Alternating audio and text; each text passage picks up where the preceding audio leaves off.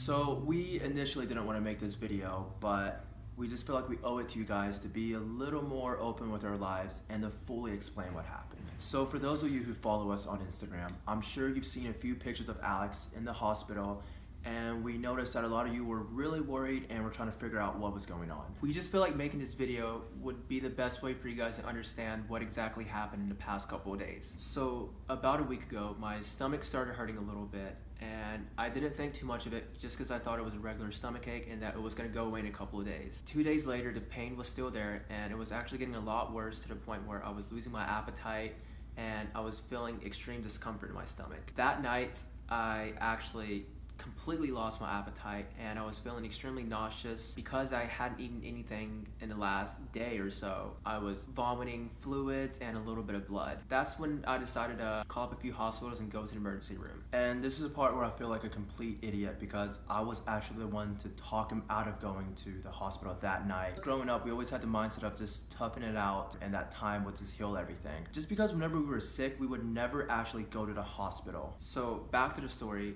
That night, after he went to sleep, the pain got so bad to the point where I was having trouble breathing. I was still throwing up every 30 minutes. I just decided to call an Uber to go to the emergency room by myself behind his back. When I got to the hospital, they ordered a CT scan and actually found that there was some fluid in my pelvis and my appendix was actually leaking and inflamed. Basically, when an appendix is leaking, it's about to burst, and when an appendix does burst, there's a bunch of bacteria and pus that gets released into your organs, and it can actually end up infecting your organs, and if left untreated, you can actually die from it. So that's when the hospital decided to call Alan and let him know that I was about to be transferred to another hospital to receive a surgery. So when I found out, I immediately drove him to another hospital where he would receive immediate surgery. On the way there, that's when his appendix actually bursted, and I'll never forget this moment because I've never seen Alex in this much pain in my entire life. His face turned pale, he was shaking, he was sweating, he was screaming at the top of his lungs, and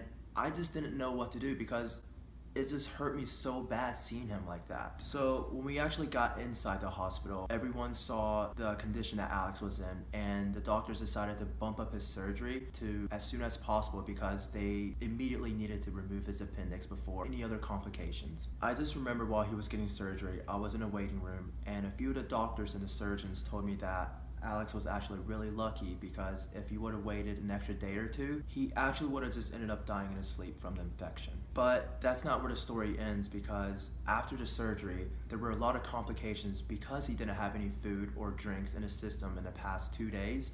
He kept waking up and passing out because he was just so dehydrated. And I remember even though he was unconscious, he just kept saying, "Where's Alan? Where's Alan?" And he actually doesn't believe me, but I actually recorded a video of him saying that. And I just thought it was really sweet because he was thinking of me while he was unconscious. And the next morning, he slowly started regaining his consciousness and regaining his strength back a little bit. He started remembering where he was at and what happened. Fast forward 2 days, I was finally released from the hospital and I was able to come home. So they put me on a fluid diet to where I can basically only eat and drink soup. And they also told me not to walk around too much. Pretty much, I'm just supposed to be resting and sleeping as much as I can for the next couple of weeks. So basically, they placed me under his care, and I'm a little bit worried, to be honest. Guys, I've been taking good care of him. I've actually been cooking for him. He's just been warming up my soup. That doesn't count as cooking. I've been taking good care of him, guys, don't worry. Basically, to sum up the story, if he would have actually listened to me and took my advice on not going to the hospital, then we wouldn't even be here making this video because he probably won't even be here. I am doing a lot better now, so don't be worried. Also, I just wanted to say thank you so much for all the get well wishes, the prayers, and all the love you guys have been showing me. It really means a lot, so thank you guys for that. Thank you guys so much for watching, and I really hope you guys understand the situation a little better now, and I really want to thank you guys for being so patient and understanding about this. And yeah, we'll see you guys next time. Don't argue with me now, Alan. We'll see you guys next week. I swear I thought you said week. 1, 2, 3. And we'll see you guys next time. Okay, in the video.